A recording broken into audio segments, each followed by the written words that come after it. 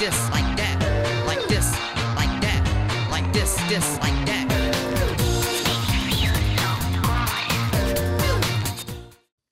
Eh bien, bonjour à tous, on se retrouve pour une toute nouvelle vidéo de No Limits 2 et on se retrouve sur une map de notre merveilleux Madadax. Vous le connaissez à force, hein, Madadax, il nous a fait quand même pas mal de petites créations sur No Limits 2. Il a même fait, souvenez-vous, le coaster d'Aerodynamics de Silverwood Valley. D'ailleurs, on va justement rider ce fameux coaster de Silverwood Valley parce qu'en effet, il nous a décidé de reproduire exactement le même layout que le coaster de Silverwood Valley.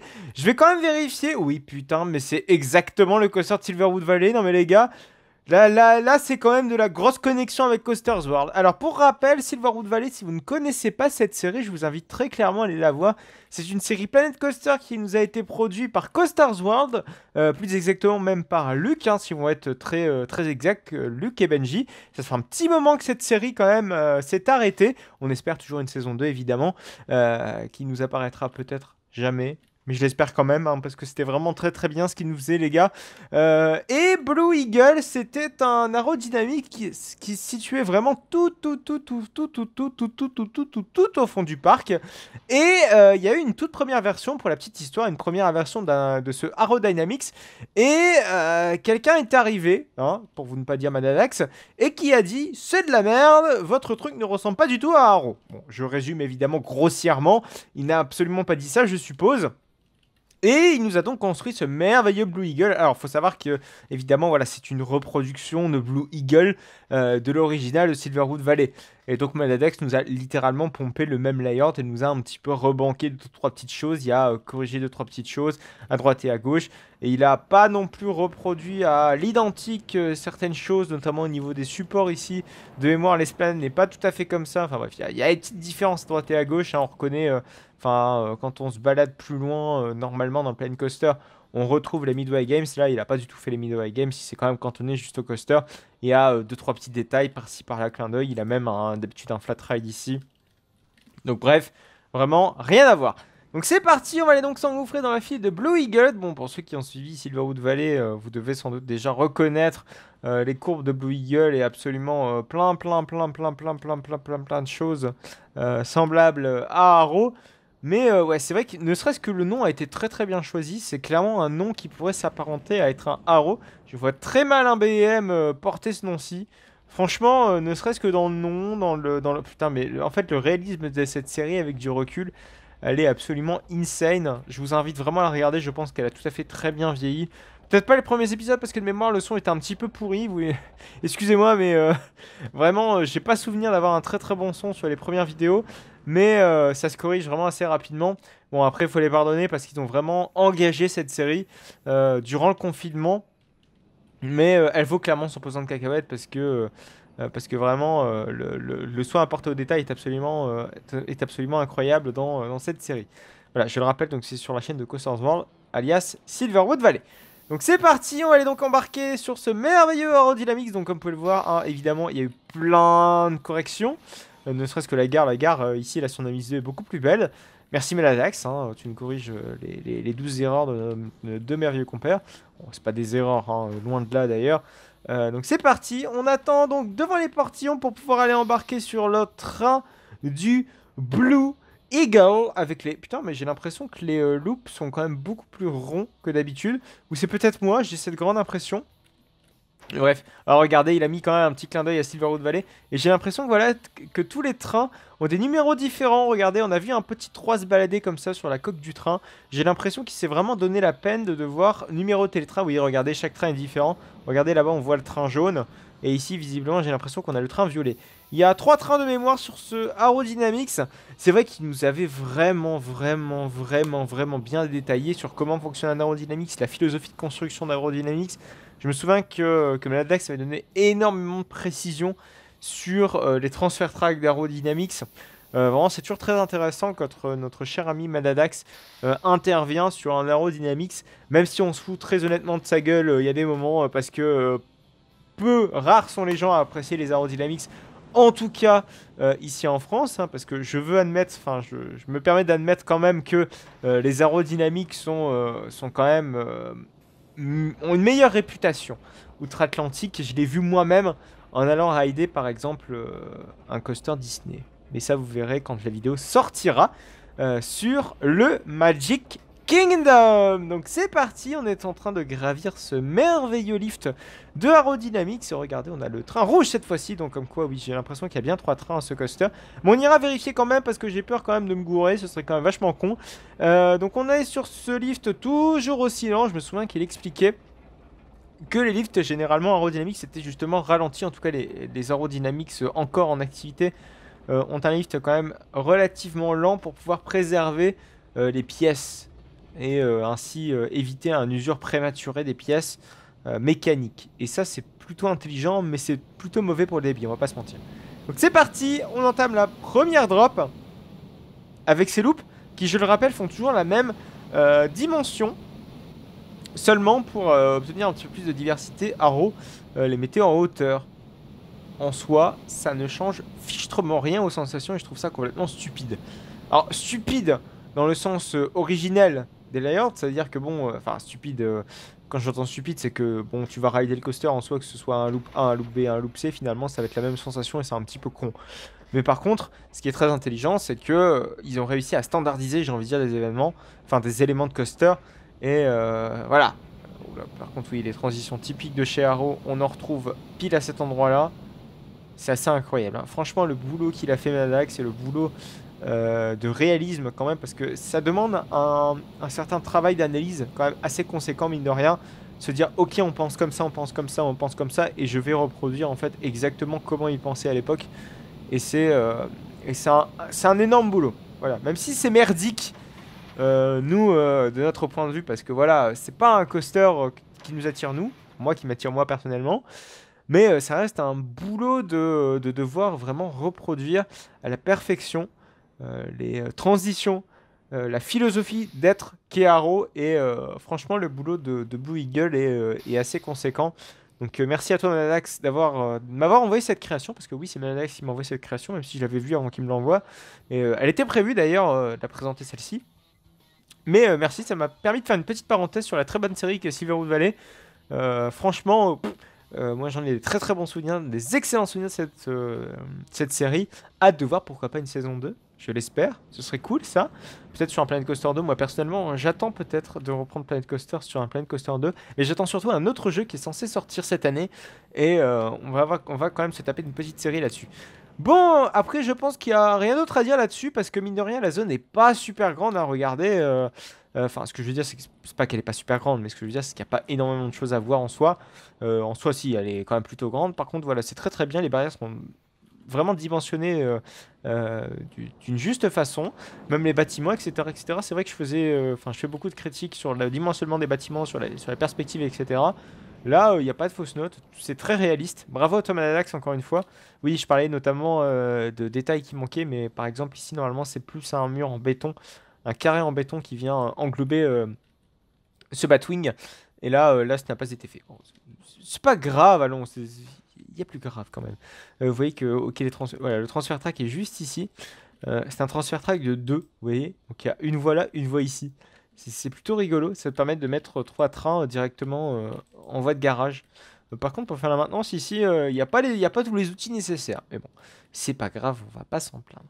Voilà, donc c'était la création Blue Eagle, je rappelle, qui a été faite par Madadax. Merci à toi encore une fois. N'hésitez surtout pas, évidemment, si vous avez votre création et que vous souhaitez la voir dans cette série, n'hésitez surtout pas à me l'envoyer dans l'adresse mail qui se situe dans la description de cette vidéo. On passe donc à la prochaine création. Et cette création, c'est Avem, qui n'a absolument rien à voir avec la première, hein, puisque là, on a affaire clairement à un Vekoma et non à un Arrow Dynamics, même si on peut s'y méprendre à la forme des rails. Mais bon, c'est quand même, nous sommes un minimum experts et nous pouvons quand même faire la différence des deux. Mais je peux bien comprendre pour les plus novices d'entre vous que la distinction se fasse quand même avec beaucoup plus de difficultés. Il faut dire que quand même le design des rails est quand même assez similaire. Mais par contre, l'histoire de ces deux constructeurs est presque complètement différente. Et ça c'est très intéressant en tout cas quand on s'y intéresse davantage de plus près, de voir les différences entre ces constructeurs et finalement qui n'ont pas la même approche. Hein, parce que Arrow Dynamics c'était vraiment dans la production de coaster avec des éléments préfabriqués, tandis que Vekoma était quand même dans la customisation À certains niveaux, hein, parce que les SLC, on va dire que à force d'être copié-collé, ce n'est plus devenu quelque chose de custom. Mais à la base, voilà, un SLC, au-delà que ce soit un modèle de série, il avait des éléments, voilà, dimensionnés pour son coaster. Là, pas du tout. Très clairement, enfin, chez Arrow, c'était vraiment des éléments préfabriqués les uns à la suite des autres. Voilà. Bref. C'est donc quelque chose qui est peu courant quand même de nos jours, ce sont les Flying Vekoma. Alors évidemment, ça a été quand même vachement démocratisé avec, enfin ça a été même, je pense, remis au goût du jour plutôt avec Fly à Fantasyland. Mais avant, on avait ce type de coaster hein, avec les cross-trails de base de chez Vekoma. Et il en existe de moins en moins, mine de rien. Je crois qu'il va en avoir 3 ou 4 ou 5 maximum en activité, donc autant dire vraiment plus des masses. Par contre, je passe par la sortie, je ne devrais peut-être pas passer par la sortie et plutôt passer par l'entrée. Ces Flying BM donc, sont donc les originales, hein, c'est sorti au tout début des années 2000. Et ça concurrençait un petit peu les Flying Coaster Bolliger et Babillard. Souvenez-vous, à ce moment-là, on avait par exemple le merveilleux Mako à SeaWorld Orlando, que je vous invite d'ailleurs à aller voir mon avis sur Mako. Hein. J'ai sorti une vidéo à SeaWorld Orlando, elle est déjà là, elle est déjà présente, donc n'hésitez surtout pas à aller la voir. Mon avis vaut son pesant de cacahuètes, je pense, sur le coaster. Mais là, cette fois-ci, on a affaire donc à un Vekoma, qui est complètement différent, je le rappelle. Alors, ce qui va être un petit peu chiant, alors, enfin, la grosse différence en fait fondamentale avec un Vekoma et un BM, c'est la position. Au début, vous partez donc en position allongée sur le dos, alors que chez BM, vous partez allongé sur le ventre. C'est cette différence fondamentale qui est en soi pas super importante parce que finalement la finalité est quand même bien différente. Hein. En soi, on s'en fout un petit peu de comment on démarre. Même si, quoique non, j'allais dire quand même des conneries parce qu'on s'en fout de comment on démarre. Attendez, il y a le confort aussi, vous allez me dire. Parce que quand même, on a passé un beau gap avec les Flying Coaster Vekoma Next Gen avec Fly à Fantasyland. Donc non, on s'en fout pas du tout, loin de là même. C'est quand même, je trouve, très important. Par contre, on s'est mis au dernier rang et ça, je voulais pas trop. On va peut-être se mettre plutôt au premier rang. Du coup, oui, c'est assez perturbant vu que je me souvenais plus qu'on s'était mis au dernier. Enfin, j'ai pas fait attention qu'on se mettait au dernier. Voilà, là, c'est beaucoup mieux. Vous voyez là, c'est même très perturbant la position. Surtout que moi, je n'ai pas fait pour l'instant de Flying Vekoma, en tout cas de Flying Dutchman, c'est comme ça que s'appelle ce modèle-ci de Flying Coaster Vekoma. À voir ce que ça donne, mais franchement, ça devient tellement rare que je pense que c'est un petit peu cuit pour moi. Il va falloir faire un trip aux États-Unis, mais dans les pays, enfin dans les parcs du nord des États-Unis, parce que c'est beaucoup plus courant dans le nord des États-Unis qu'ailleurs. Et ok, c'est un pretzel loop et revisité par Vekoma. Enfin, c'est même pas un pretzel loop, c'est très bizarre. Là, j'avoue que je suis assez intrigué vraiment parce que ça a l'air d'être deux approches différentes de Flying Coaster. Je pense pas que ça vibre nécessairement sur un Vekoma comme ça. Mais là, je ne fais que m'avancer, hein, très honnêtement. Je n'ai pas. Si quelqu'un peut me donner un avis sur un Flying Dutchman Vekoma, c'est comme ça que ça s'appelle, hein, ces modèles-ci. Je ne parle absolument pas de Le Land des Volants à Efteling. Hein. Non, je parle vraiment du Flying Coaster. Donc, vraiment très curieux de savoir ce que ça donne. Donc, n'hésitez surtout pas, si jamais vous avez fait un Flying Dutchman, à me donner votre avis dans les commentaires de cette vidéo. Bah, mine de rien, putain, ça traîne un petit peu du cul. Je pensais pas quand même. Ah ouais, c'est un peu germant en fait. Enfin, je sais pas, c'est très perturbant cette position. Après, peut-être qu'en réalité, ça peut avoir un meilleur intérêt. Mais je trouve que personnellement, déjà le fait de poireauter sur les freins sur un Flying Coaster BM, je trouve ça pas super confort. Alors, je sais pas, être allongé comme ça sur l'arrière et tout, vous avancez au niveau de la tête. Je sais pas. Heureusement qu'on a fait quand même une vraie avancée avec Fly à Fantasyland, que je préfère d'ailleurs, hein, Fly à Fantasyland, ça, il n'y a pas de secret. Mais c'est cool ça, c'est cool quand même. En tout cas, sa création est quand même plutôt bien foutue. Regardez, il nous a fait des petites portes qui s'ouvrent, c'est merveilleux. J'ai l'impression que c'est le créateur qui nous fait toujours des salles de pause au niveau des stations. Il n'y en a pas. Ah si, là voilà, sa petite salle de pause, voilà. C'est sa petite signature, les salles de pause comme ça. C'est cool, ça lui fait une petite signature. Bon, par contre, au niveau de l'intégration environnementale, ça fait très parc américain quand même. Alors, bon, ok, il y a trois petits arbres, mais juste vraiment de quoi dire, on a mis la végétation. C'est pas mal, donc en soi, l'intégration est pas nulle. Mais il serait temps quand même de mettre un petit coup d'accélérateur au niveau de la décoration. C'est vrai que ça fait plusieurs fois que je vois ce créateur. Et il serait peut-être temps un petit peu de révolutionner, j'ai envie de dire, ses propres créations à lui-même. C'est toujours bien de franchir des gaps à chaque nouvelle création. C'est cool, c'est cool. Ah, ok, ma fameuse chaîne de Panda Express, qui est une chaîne très connue, de restaurant asiatique. Enfin, c'est pas du tout un restaurant, c'est juste, si vous voulez, un fast-food de restauration asiatique qui est plutôt très très bon et qui, lorsque vous allez aux États-Unis, que vous en avez marre de bouffer des burgers, n'hésitez surtout pas à les bouffer là-dedans. Mais bref, c'est le conseil dont je pense que 5% des personnes prendront en note peut-être. Mais je vous invite très clairement à le prendre en note, si jamais vous l'avez entendu. Bref, bon, en tout cas, ça reste une petite création sympathique. Putain, mais ces catwalks sont réalistes, ils ont été faits personnalisés, c'est merveilleux. Regardez, il y a même des escaliers. Ça, par contre, il n'y en a pas tout le temps. C'est pas quelque chose qui a été, enfin, qui est de base dans les Miss 2, hein, c'est vraiment quelque chose qu'il a fait lui-même. Mais même les cache-roues, attendez. Regardez les cache-roues de friction. On les voit juste ici. Alors ça, typiquement, ça sert à, si jamais il y a quelque chose qui peut se coincer dans les roues de friction, on diminue un petit peu ce genre de désagrément. Ou si jamais, par exemple, un technicien de maintenance souhaite passer d'un côté à l'autre. Alors, très honnêtement, il prend des risques. Et s'il souhaite marcher un petit peu sur les roues de friction, ou qu'il doit vérifier quelque chose au niveau des roues de friction, il peut très bien marcher au-dessus. Chose que sans ça, il ne pourrait pas le faire. Hein, dites-le moi dans les commentaires si jamais un technicien de maintenance qui me regarde et qui puisse me confirmer ou pas si je dis pas de conneries, hein, mais de mémoire c'est ça, hein, ce genre de choses sert à ça. Alors il n'y a pas ça sur tous les constructeurs, hein, c'est vraiment typique, je crois, de chez Vekoma, où il n'y en a pas des masses, hein, mais genre je crois chez BM vous pouvez pas marcher dessus, enfin vous ne pouvez pas marcher dessus. Chez Vekoma, de mémoire, vous pouvez. Bref, j'espère que je ne dis pas de conneries. Putain, ce serait con. Mais voilà, donc c'est vraiment très très beau. Les couleurs vont quand même assez bien à ce type de coaster. Regardez le blanc marié avec le bleu comme ça. Alors c'est vrai que ça fait très old school. Ça me fait penser, vous savez, aux deux coasters de Heide Park en Allemagne, qui a un coaster un petit peu bicolore aussi de la même façon, avec des supports verts et puis des rails blancs. Là, ça fait vraiment très old school. Bon, le problème, c'est que ces deux coasters, voilà, de Heide Park n'ont pas vraiment une théma qui leur est propre. C'est vraiment du full bétonnage à la limite Six Flags. Et je sais pas si un jour Heide Park a vraiment pour projet de thématiser ces deux coasters. Mais bon, vu comment Heide Park est géré en ce moment, je vous rappelle qu'il est géré donc par Merlin Entertainment, un petit peu comme les gérés Gardaland, comme les gérés également Alton Towers. Il faut dire qu'ils sont un petit peu mal barrés ces parcs-là, parce que ça fait un petit moment qu'on n'a pas eu de nouvelle attraction. Le seul parc qui a vraiment annoncé quelque chose de lourd, c'est Thorpe Park. Et Thorpe Park, s'ils prennent vraiment ce virage-là et s'ils continuent derrière à investir, parce que c'est pas en investissant qu'un coaster, ça va nécessairement aller, hein. Moi, je me contenterai pas du max chez Thorpe Park. Autant ils avaient investi au préalable, ok, je me serais contenté de ce truc-là. Mais derrière, j'attends quand même à Thorpe Park d'avoir des investissements réguliers, un petit peu plus réguliers, et des rénovations aussi dans le parc assez réguliers. Même si je connais pas le parc, je connais bien Merlin, et Merlin, bon, ça commence à puer vachement la merde avec Gardaland et puis Alton Towers et Heide Park. Voilà. Donc, mise en garde sur ça. Bref, putain, je fais quand même une grosse digression pour finalement quelque chose qui n'a rien à voir. Parce que quand même, on a eu un beau Flying Coaster BM. Mais regardez, même les supports, regardez, c'est bien fait. Il nous a même fait voilà, des supports centraux. Bon, ça, par contre, c'est vraiment un design de support qui est typique des SLC Vekoma. Bon, là, par contre, là, on a ça, puis ça arrive comme ça. C'est très bizarre. Ah oui, par contre, cette pré-drop, et voilà, c'est typique d'un Flying Dutchman. Donc, vraiment, je me demande si c'est pas un Flying Dutchman, genre de base. Je crois que ça a l'air d'être un Flying Dutchman, parce qu'il existe, oui, effectivement, un Flying Dutchman. Un modèle de série de Flying Dutchman. Et il lui ressemble très très très fortement ce modèle de série.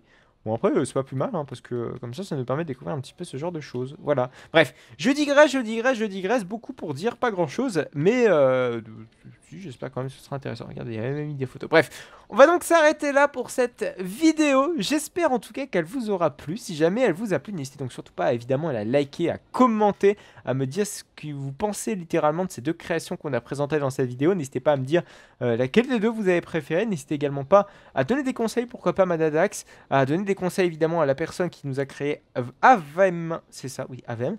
Et puis évidemment à, si jamais vous avez votre propre création, je vous l'ai déjà dit tout à l'heure, mais à m'écrire dans l'adresse mail qui se trouve dans la description de cette vidéo. Vous pouvez également retrouver les deux créations qui sont passées dans cette vidéo dans la description de cette vidéo. Vous pouvez également les télécharger et puis donner pourquoi pas votre avis, etc.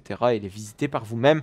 On n'est jamais mieux servi que par soi-même, comme dirait l'autre. Merci à vous en tout cas de m'avoir suivi. Vous pouvez également me retrouver sur mon compte Instagram, Utip et Twitter. Allez, à plus tard.